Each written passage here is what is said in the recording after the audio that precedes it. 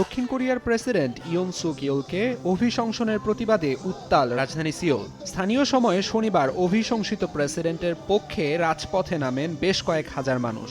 দক্ষিণ কোরিয়া ও যুক্তরাষ্ট্রের জাতীয় পতাকা হাতে বিক্ষোভ করেন তারা। দাবি জানান ইয়ন সুকের প্রেসিডেন্সিয়াল ক্ষমতা ফিরিয়ে দেওয়ার।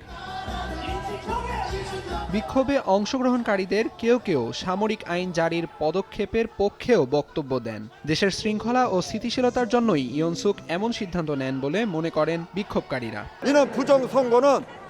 আমরা প্রেসিডেন্ট ইয়নকে তার দায়িত্বে ফিরিয়ে দেওয়ার জন্য এখানে জড়ো হয়েছি। তিনি দেশের শৃঙ্খলা ও স্থিতিশীলতার জন্য যা করেছেন তা ন্যায়সঙ্গত।